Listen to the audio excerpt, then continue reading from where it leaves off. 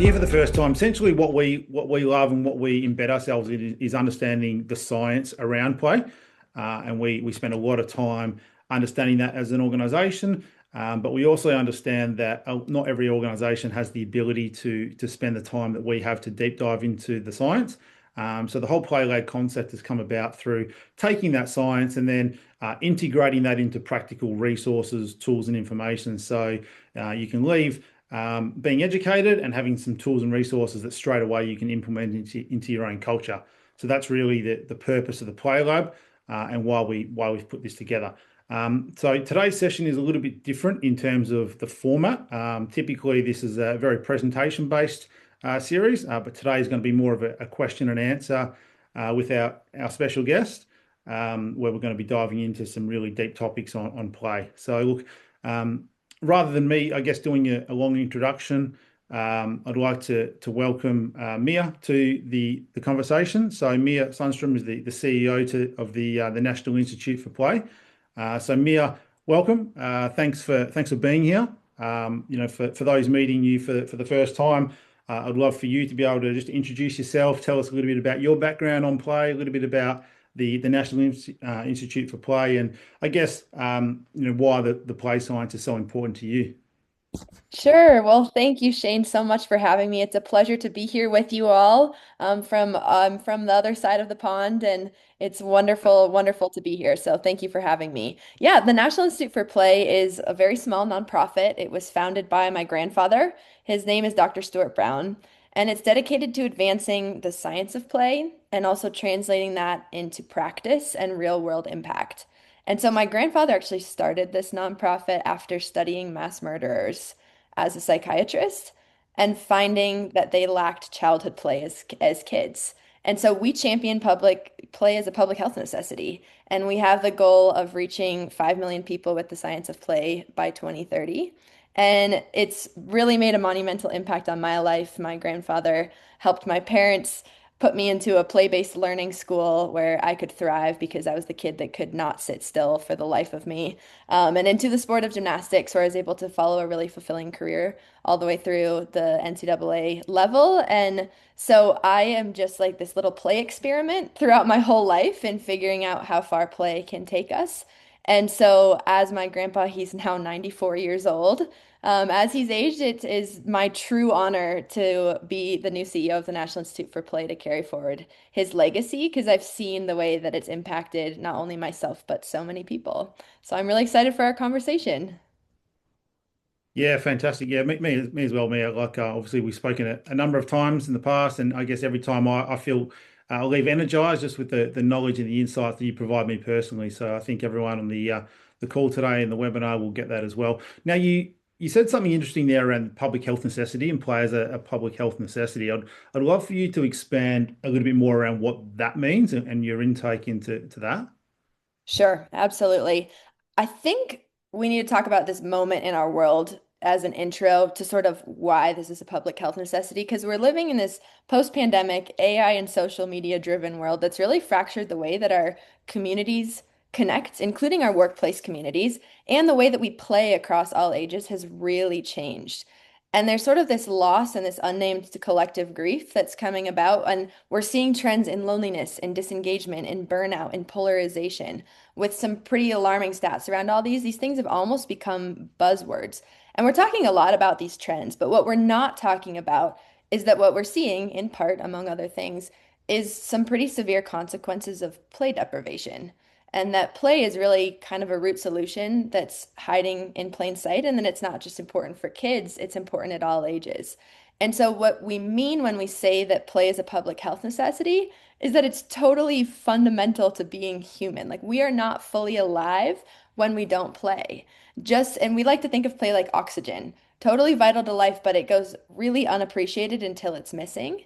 And so, it's the best way to think of it in terms of this public health necessity is to think of it in the same terms that we think of sleeping or of feeding ourselves the proper nutrients, right? When you get a bad night's sleep, you notice you don't feel very good, maybe the next day, maybe 2 days later. Play can actually have some of the same effects. It just takes a little longer for those effects to take place. And we as humans are not trained to be like, why am I not feeling great today? Maybe it's because I didn't play enough 3 weeks ago, right? But that's a little bit of the way we can look at it of what is happening when we're deprived of play. So if you think about it like sleep and like nutrition, it becomes pretty clear that it's important to your overall health and that it is important to our collective health. So that's kind of where the public health necessity piece comes in. Yeah, sure. And I've heard your grandfather talk about having play as important as sleep and nutrition in terms of us as a human. Is that what he means in terms of just like a fundamental emotion, a fundamental biological system? Is that the path that you're looking at from being, um, Yeah. Yeah, I think that is a lot of what we can think about. What's interesting is we have what we can think of as six primary emotional systems. So we have seeking, caretaking, rage, lust, fear, panic, and play. And basically what this means is these are biologically hardwired into the really ancient part of our brain, so they've persisted evolution. And we aren't able, we don't have to learn these things, right? We are just born knowing how to play. And we play to learn the world and to learn other people and other things. But we just naturally know how to play. And so that's what we're talking about of kind of this primary emotional system that drives a lot of what we do, especially in early childhood. And then we tend to leave it through adulthood. But yeah, Shane, I think that gets to kind of this, it's embedded in our DNA, right? In this very way that we show up in the world. Yeah, absolutely, absolutely. And look, I guess, one thing we do, Mia, when we do the registrations for our webinars is ask some questions as well. And I guess looking at that kind of path of organizational benefits, like obviously you spoke about the human benefits, but I'm keen on your insight and thoughts on what are the health benefits and the cultural benefits of play to an organization as well. Absolutely. Absolutely. I think we often are taught to think about work hard, play hard, right? Play is the opposite of work. That is the way that we are wired to think. And that's also not what is true, especially in this day and age when AI can automate so many of our tasks and do so many of the things that we had to do so long ago, right? We now need creativity. We need the things that make us human. That's what's going to set us apart because AI levels the playing field in a lot of other ways. So, from an organizational health perspective, play drives innovation and problem solving. When people approach their work playfully, they're more willing to experiment, to take creative risks, to reframe challenges, right? Play enhances collaboration and trust. So it lowers the social barriers and builds psychological safety, the shared belief that it's okay to speak up and to take interpersonal risks. Play increases engagement and retention. So you can think of this, it kind of just makes sense. Employees who intentionally make their work more playful experience higher day-to-day engagement and flow. And of course, when they're enjoying what they're doing, there's less turnover, which has really high cost. Actually, there was a recent stat that came out that, turnover and lack of engagement is costing the US economy 30 billion annually, which is crazy to really think about. So we're talking not just these interpersonal things, but actually like output and profit benefits. Play also helps to just build our adaptive capacity and our resilience. So just this ability to bounce back from setbacks and adjust under pressure. And then lastly, this is true of children, but it's also true of adults. Our brains are neuroplastic, meaning that we continue to learn and our brains continue to adapt all the way through adulthood, all the way across our lifespan. So what play does is it improves our learning. It creates the conditions for a flow state where things are happening almost effortlessly. So that's a lot of organizational benefits. And again, that's not what we're trained to think about. We're trained to think work hard, play hard. Sure, sure. So, okay, so if I put you on the spot for a second, Mia, and say, let's say you're just hearing this information for the first time and you need to sell to your CEO or to your managing director the benefits of play. What would a 30-second elevator pitch look like on the benefits to an organization? Sure. So I think it starts with you're not selling play. We don't do very well with selling play. You're selling the outcomes of play. So I would say to them, what are the biggest roadblocks for you right now? What is the most costly to your organization? And if a lot of people, when you boil that down, will tell you that my employees are disengaged, especially in a highly digital world, and that they're leaving faster than ever. Those are the stats that we're seeing sort of across the board. And that I can't keep them engaged and they're leaving, right? And if you really break down a lot of organizational problems, it boils down to those two things. So then I say, Okay, if those are your problems and you're looking for a creative solution that's different from a traditional leadership model, that's different from what the rest of the world is thinking, because in a world of overinformation, all we need is a way to think differently, to sift through what matters and to leave the rest. Play is your solution to that. And the reason for that is we are neurobiologically wired to play, and it supports our cognitive, emotional, social, and physical health, both individually and collectively. So it's the fastest way to change individual behavior and to change a culture. What you're looking for is engagement. What you're looking for is loyalty. And those are two of the core mechanisms that play builds. So something along those lines.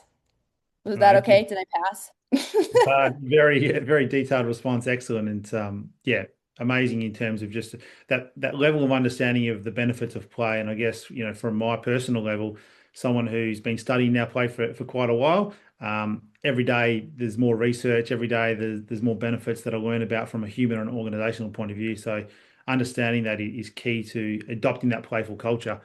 In terms of defining play a little bit easier, I know I've heard you talk around the state and the trait of play, and I'd love to get your insights into that, and an easy way, I guess, for anyone to understand the differences between the play state and the play trait.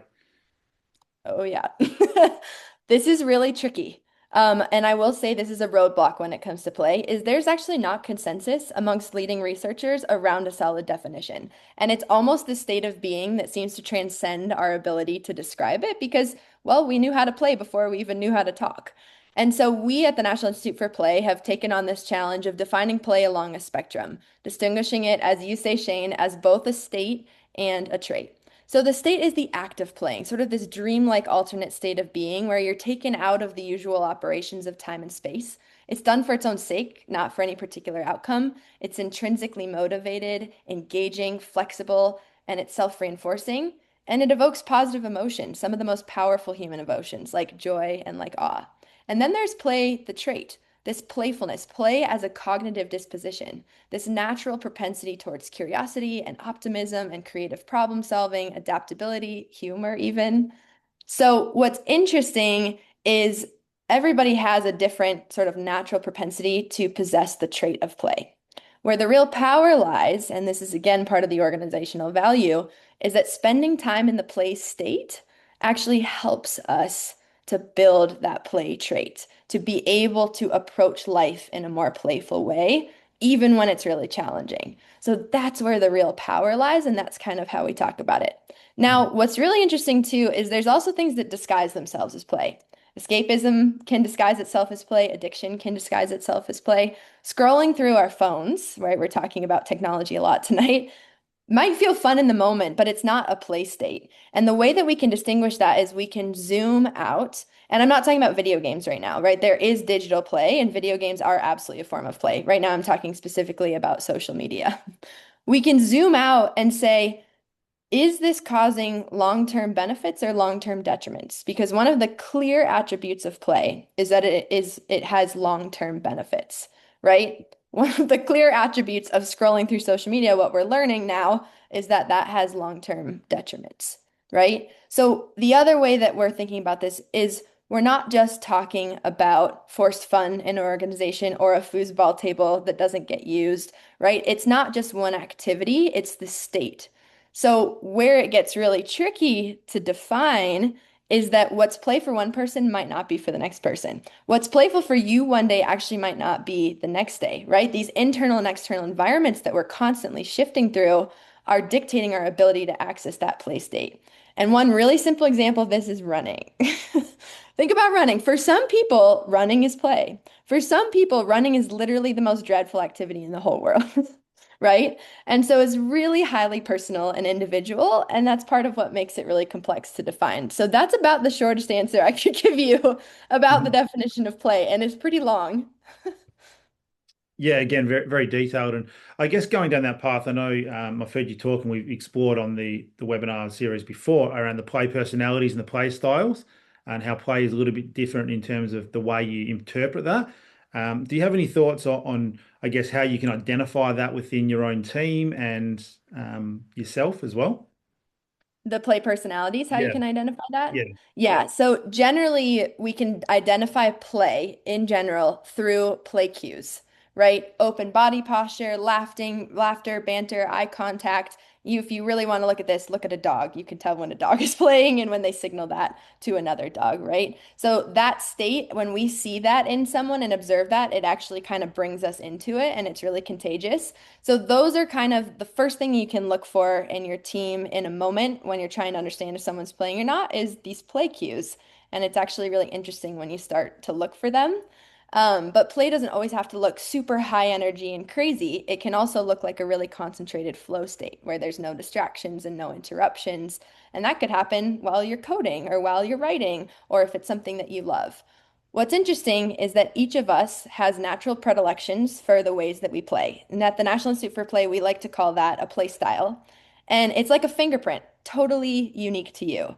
And your play style naturally starts to happen as early as infancy and through childhood. And then sometimes we lose it in adulthood, but it's still somewhere in us. It can change over time. This framework that we've created sort of looks at play in a lot of different frames. For example, someone could be a mover. I mentioned that's what I was at the onset of this. Play through physical engagement with the world. Could be a collector, a creator, a dreamer, right? An organizer, even. And so everybody has these propensities for different things that are most deeply intrinsically motivating for them. And that's what starts to dictate their play style. So I'll give you a work example, and sometimes play styles can maybe be annoying. For example, the explorer. It might be really hard for the explorer to get things done and to be fine-tuned in the details because what they love is to try and find new things, new creative solutions, always be looking at the bigger picture and for everything else that's out there. For an organizer, someone who genuinely plays through either organizing people or events or even their junk drawer might get really frustrated by that and be really caught in the details and not have as much of a visionary perspective. So, one of the things that we have in lots of tools to help each person identify their play nature and then how that interacts with their team. But there's many, many signs. Yeah, no, absolutely. And one question we had on the sign up registrations was about the state of play and dreaming and imagination, not the actual Yes. doing it. I'm keen on your thoughts around imagination and where that fits into the framework and the conversation of play. Absolutely. Imaginative play is a wonderful type of play. And I think it leads to some of the most amazing things that we see in the world. In art, in music, in storytelling, all starts with this imagination. And there's this swirling kind of mix between imagination and play and dreaming and daydreaming, right? And so to be honest, there is a lot that we still don't know about the dream state. And there's a ton of really interesting research being done about dreaming and the distinctions in dreaming and what that looks like. So I'm not going to make like this compelling causal argument that play is dreaming. It has a lot of the same attributes of the dream state, and I think it's a really compelling argument. Um, and what's interesting is the things that are similar about it is that our imaginative play, our dreaming, it's honestly purposeless in terms of immediate survival function, right? And it often takes us into these alternate states. Um, but it still has such benefit to the way that we perceive and understand the world and to the way that we creatively problem solve. And so I think that's this other distinction is you think about why do we do these things? And then you think about a world that has no art and no music and no jokes and no creativity beyond the realm of what we can physically touch and see. That is a pretty bleak sounding world. So when you look at it like that, imagination plays a massive role in everything related to culture and society and individual flourishing. Yeah, and in terms of judgment of play, I want to explore that because I think there's something a lot of the conversations and organizations we work with, there's a perception around obviously play being the break from the real work and so forth. And obviously there's a lot of people within organizations that are embracing the play, but there's other people who are not, and they have that judgment around play. What would your advice be to, I guess, start that conversation to neutralize the judgment, to feel like I guess a safe space to play in the workplace as well? Absolutely. Well, Shane, I think this is why you and I do the work that we do, is fundamentally to kind of help people shift that judgment because we do have these massive, massive misconceptions about the role of play and where it fits into the workplace. And so the whole reason, honestly, that we as the National Institute for Play communicate the science of play is simply to help people understand that and give themselves the permission to prioritize it, knowing that they'll be more productive and better off from a result standpoint if they do it. So I think it starts with kind of challenging this misconception, helping people to cognitively understand. And then the second piece of that is once they cognitively understand, that's when they need to feel it, right? And so we need to think about how we can create this, and it's tricky, and I'm not going to say it's easy or that it's a one size fits all, and it depends a lot on the organization, but we need to create a space where it's not just prescribing some forced fun as a way to sort of shove play into the workplace, but instead rather opening up the space for play to happen in a really organic, natural, meaningful way, right? So whether that looks like creative brainstorming sessions where everybody in every role of the organization is able to contribute. And it's like design something the way your kindergarten self would. Take away all the constraints and do something totally the opposite of what you would rather do, right? If you create a space like that where mistakes are celebrated and we can laugh at ourselves together collectively, right? You're creating the basic psychological safety so that when you add in some of the fun and the games and the other things that make a meaningful difference, you've already created an environment that sort of invites play. So I'd say those are kind of the two starting points. Yeah, agree. Definitely agree. And you mentioned earlier play deprivation. I think, if we flip the benefits on the other side and we look at play deprivation within organizations, I think we see that. What type of signs would we be seeing if an organization has play deprivation or an individual? And what does that do to their ability to adapt and innovate and problem solve over time? I think what's interesting is, as I mentioned at the onset, the whole reason that that my grandfather got into play in the first place was looking at it through the lens of deprivation.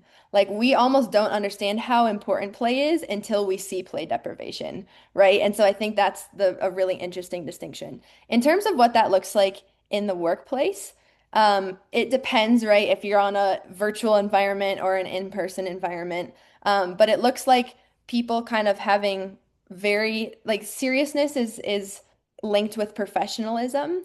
And actually, seriousness in a lot of contexts kind of dulls psychological safety and doesn't create a cohesive environment. So, if you see people having very serious, only business related short conversations, trying to get everything done as fast as possible without any extra fluff, and not thinking sort of beyond just the checkbox to do tasks, um, that is a sure sign that there is some burnout happening or you're trending towards burnout. And there's sort of a lack of this, again, what we think of as almost the vibe, the environment where play flourishes. So that's a really interesting sign of just seeing someone kind of doing the bare minimum tells you that they're not very engaged in their work.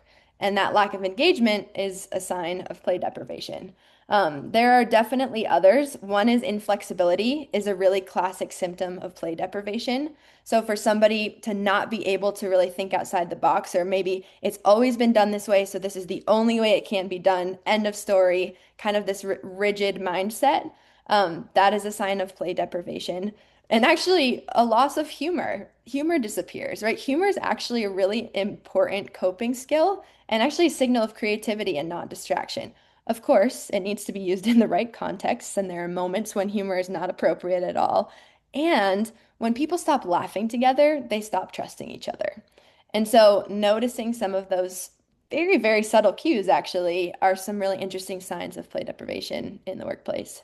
I don't know, Shane, do you have any to add to that? I feel like you probably have seen some things too.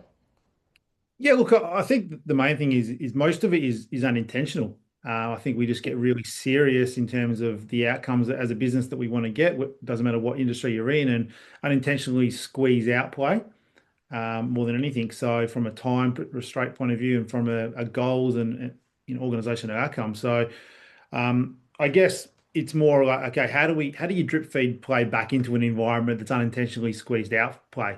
is Right. probably is my question, because it's a big concept to go from no play at all within the organization to now taking on everything we've already spoken about. How do we set up an environment where this can be drip feed and the play states really start to evolve over time? Right. Yeah, Right. It's a tricky question. yeah, Yep. Yep. It's a yeah. really And tricky question.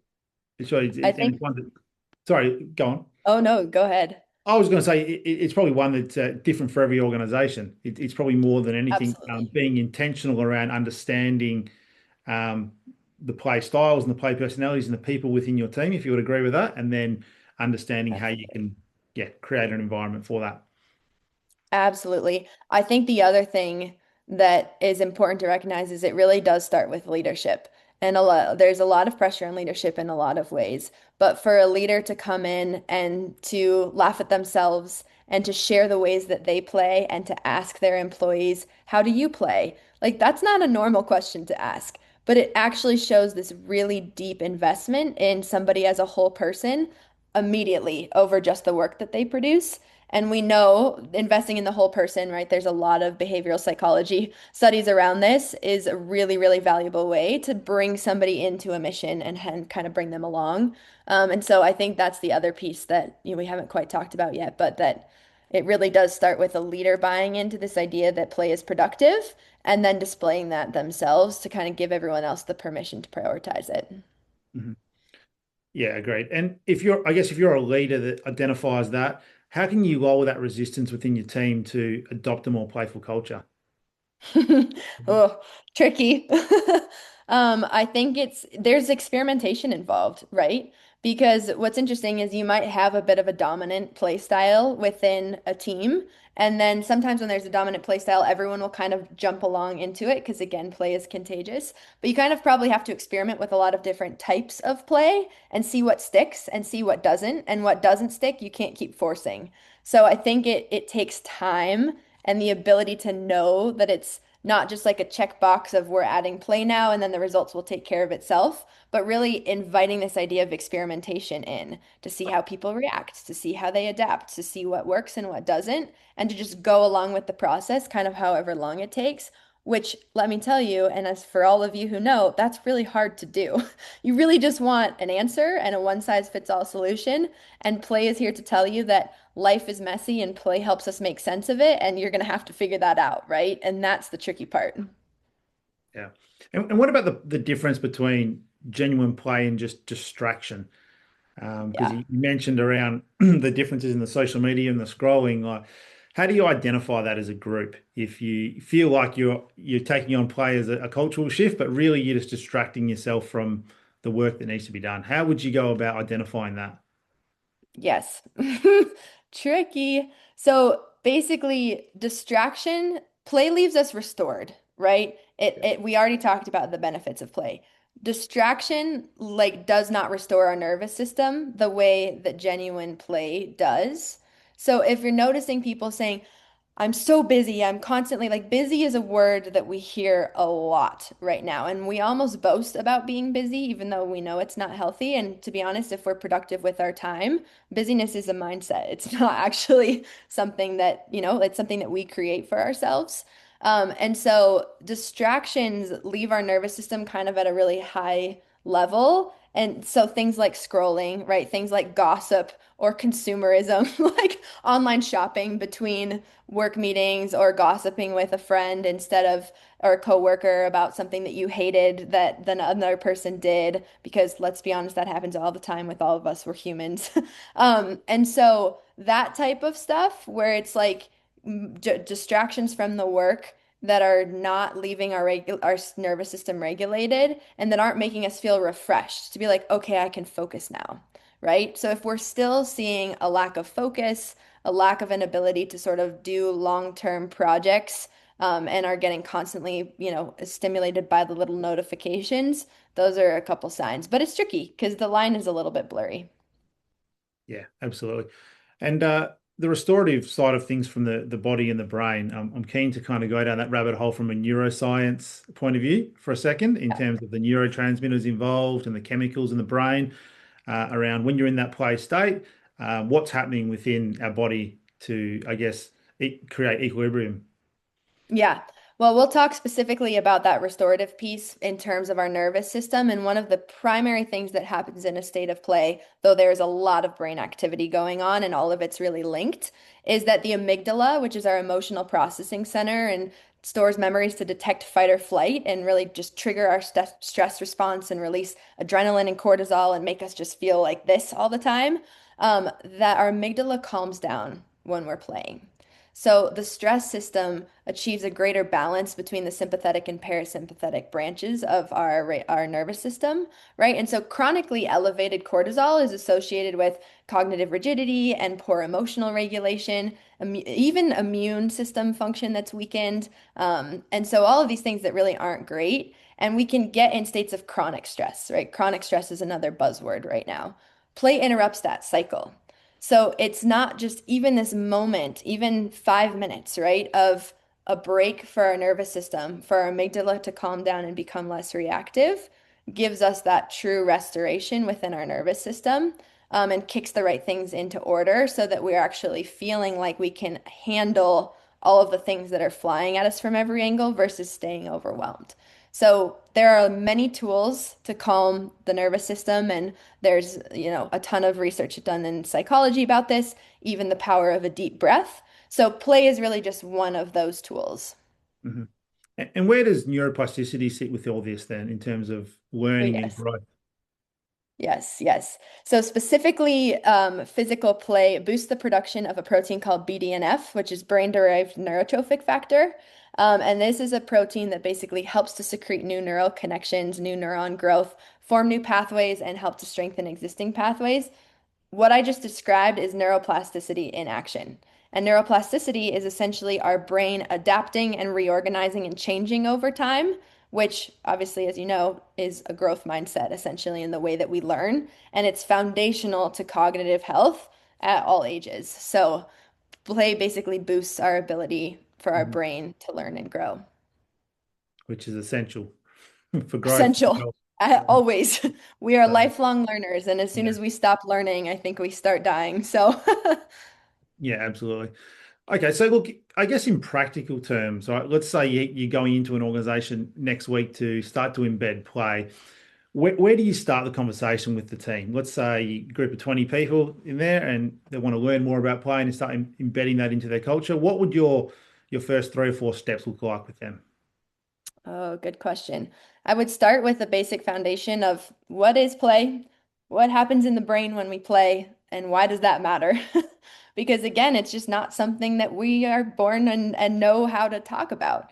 I would also talk about that play is actually vulnerable, that I'm asking and that we're asking everyone to take a risk and to put themselves out there and to show a side of themselves that maybe they haven't in the workplace and to just kind of put that disclaimer out there so that it feels less risky in a professional setting when your reputation's on the line, to think about being a little bit sillier and showing a side of yourself that maybe you don't. So kind of trying to create, once people, okay, understand play cognitively, what it is and why it matters, then create some psychological safety around what play looks like. And then the third step is to kind of go down the road of play being really unique and individual for everybody. So one of the things that Dr. Brown is famous for doing is what he calls a play history.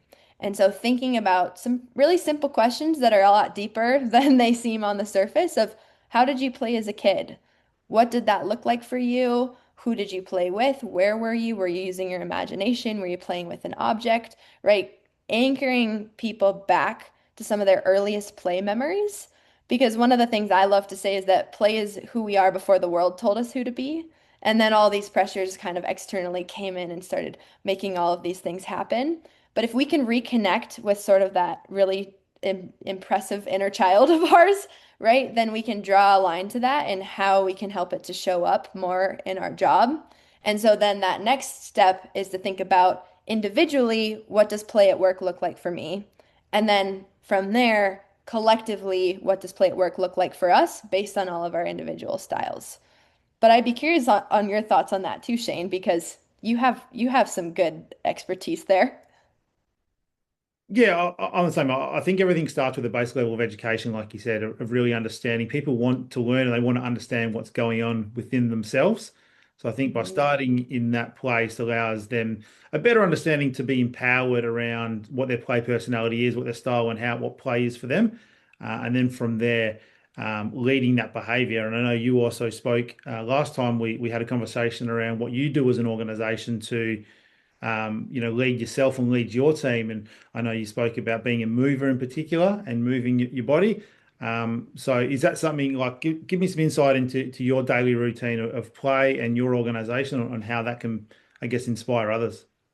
Sure, sure. So I am a total mover. I probably have ADHD. It's undiagnosed because for the most part, if I if I play enough, it's okay. And so I mean, as a brand new CEO, like the amount of work that I feel and a responsibility in a really positive way to do every day is totally overwhelming. Like I could easily work for 12 hours straight and still barely scratch the surface. And that is a wonderful responsibility, and I love every bit of that. And I have to remind myself to walk my talk because of the situation that I'm in right now. And so, one of the things that's really meaningful to me and that I found is that if I take an hour break at lunch every day to get outside and to move, and specifically, my favorite ways to do that are to swim. I have this great little swim group that I go to, and to bike and or to just get outside and like move around, like literally get the wiggles out, which sounds silly as an adult, but it's not. That I end up being so much more productive in the afternoon hours than I would be if I just tried to push through and stay on my computer, right? So that's about kind of play as a break from work, right? And that is still a really important piece of it, is giving ourselves that separation and the permission to say, it's okay. The work is going to get done. I'm going to take care of myself in this moment, and I'm going to be more productive after that break because of it. Then there's the idea of integrating play into work. And so I do this too. For instance, right now I'm actually standing on two balance balls while I talk to you because I find it totally fun.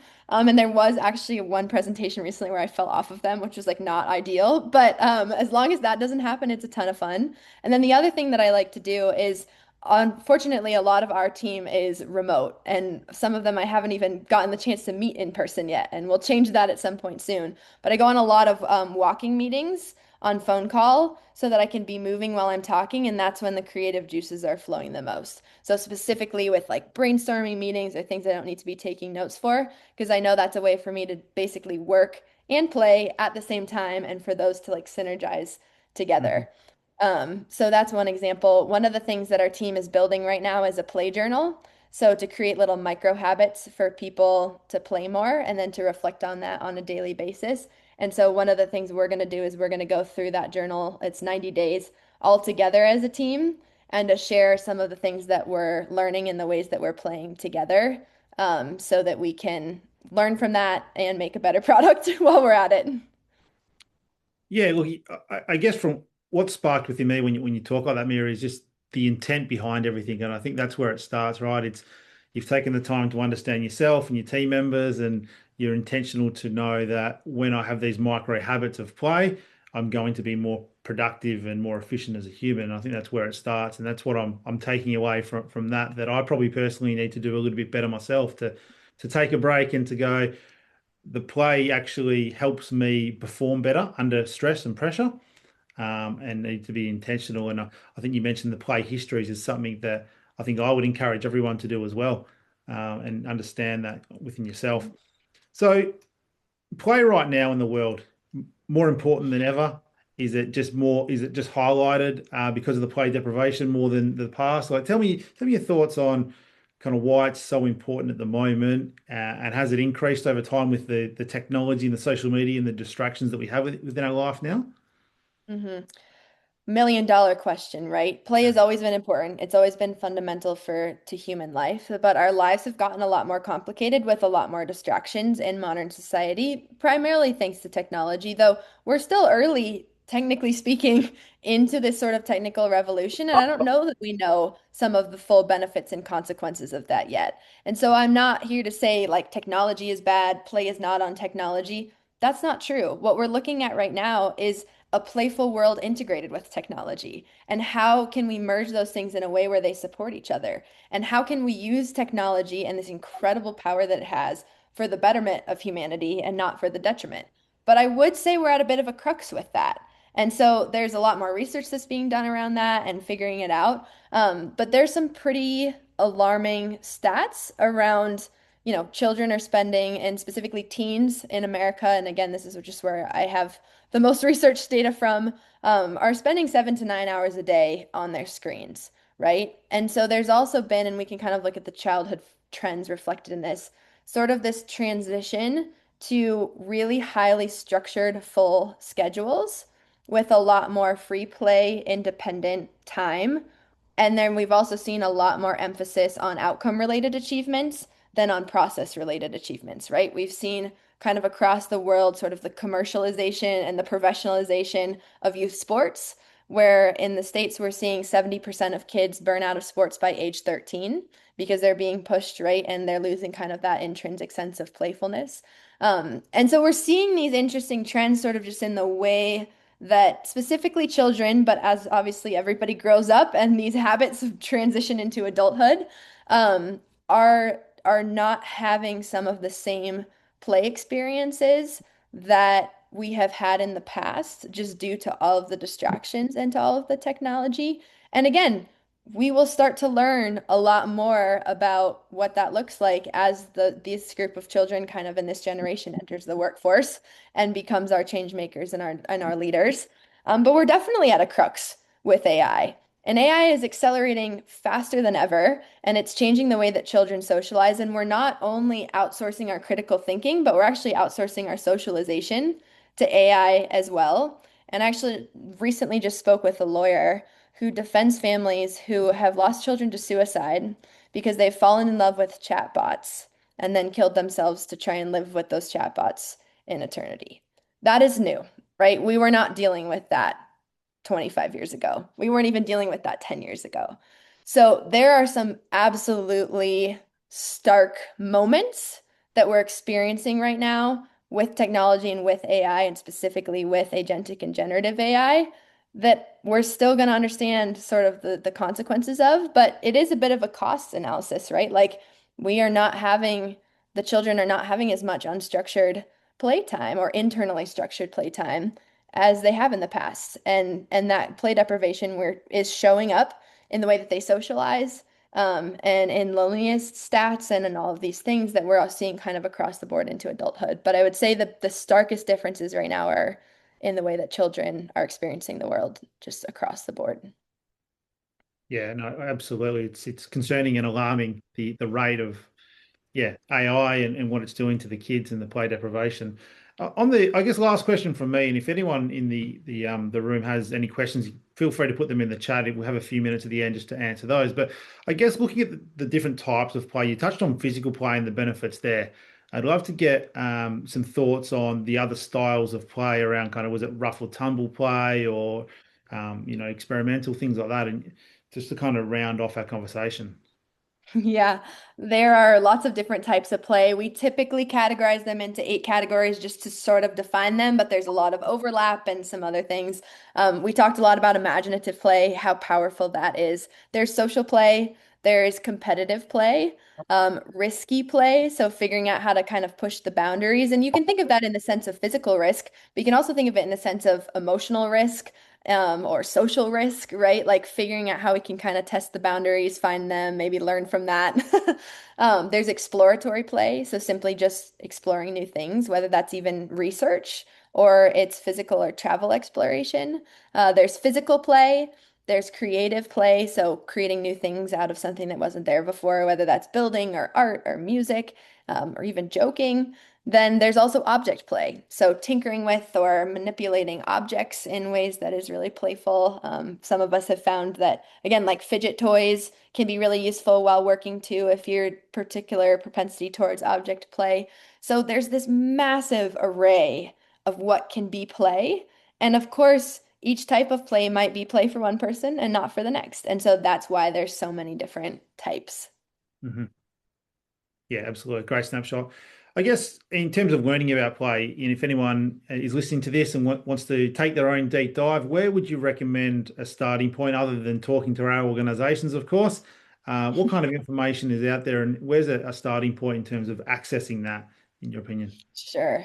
Well, I mean, I think this is the primary reason for our partnership, I would say, is to just bring more play to the world and bring more play resources to the world. And I love what we're able to do together with that, and this being one of them. So I'm so happy that we're able to have this discussion and are able to bring together more resources.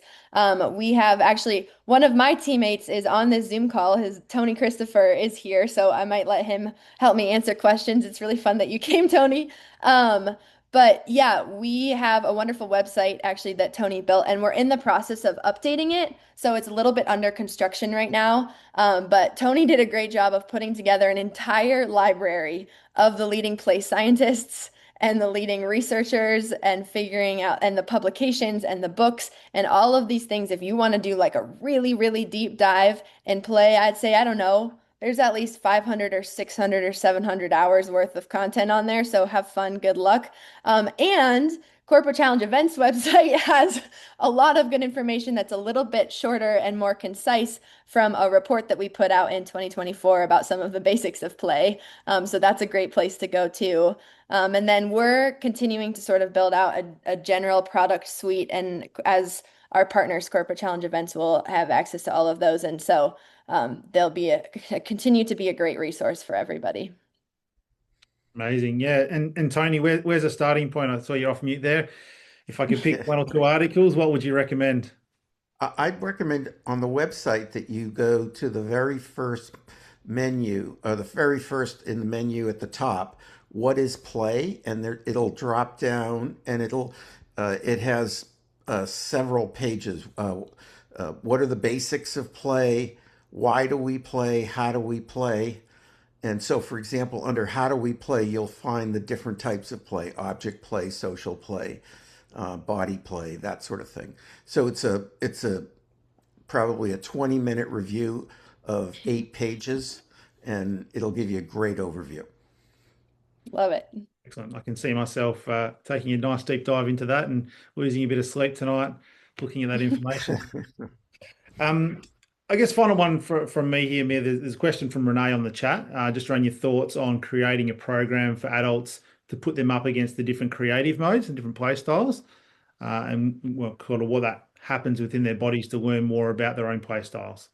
If you can see.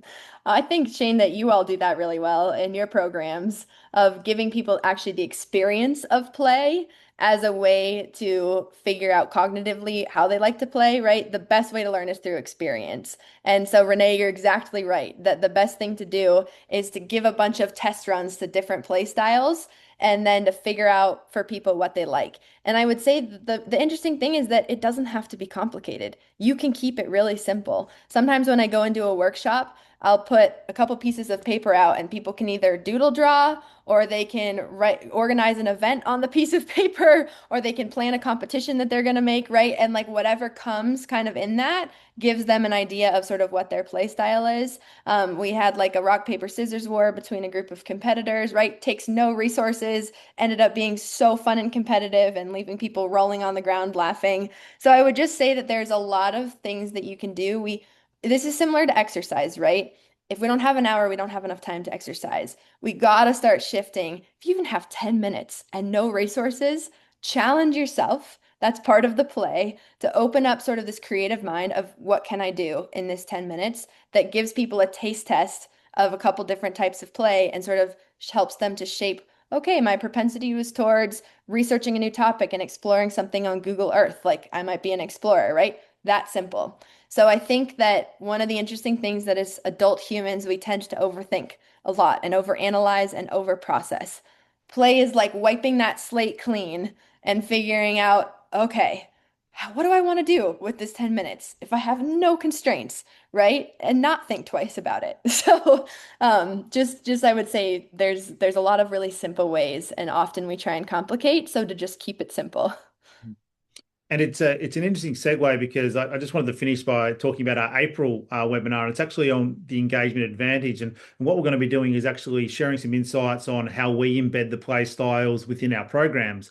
Because it's quite common for us to have an event and we haven't had a conversation with all 20 or 30 or 100 people within that room. So for us, it's about, like you just said there, Mia, kind of allowing them to experience different types of play so we can see what resonates with them and create conversations around that. So that's going to be actually our topic for our April webinar, which you can see there's a link in the chat, and I think we'll send that around afterwards as well for registrations.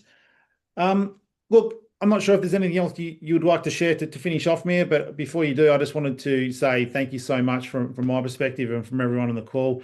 As I said at the top, to have someone who understands play with your depth, educate us all, and to share some insights into what play is and how it can be utilized was just amazing. And I appreciate it's quite late at night there for you. So thank you so much for joining us. Was there anything you'd like to finish off on that is a takeaway for the group? Oh, well, I think the biggest takeaway is just to know that at the National Institute for Play, we are so thrilled to be partnered with Corporate Challenge events and to see so much great play work infused into workplace cultures and to just understand that the importance of that is so invaluable and it will show up in results. And so it's really an investment in your productivity, in the flourishing of your team, in the product that you're creating. To just reframe, if there's nothing else that you take away from today, it's that play is productive. And so to just remember that and to then to give yourself the permission. And we are so thrilled to have our wonderful partners. And thank you so much to Rachel and Dwayne and Shane for setting this up and giving us the platform for this conversation. It was a lot of fun. And thank you all for being so attentive and listening. And I know it's hard over Zoom, so appreciate it. Sure. Fantastic. Thank you, everyone. Enjoy the rest of your day, evening, wherever you are in the world. We'll speak again soon, I'm sure. Thank you. Bye-bye.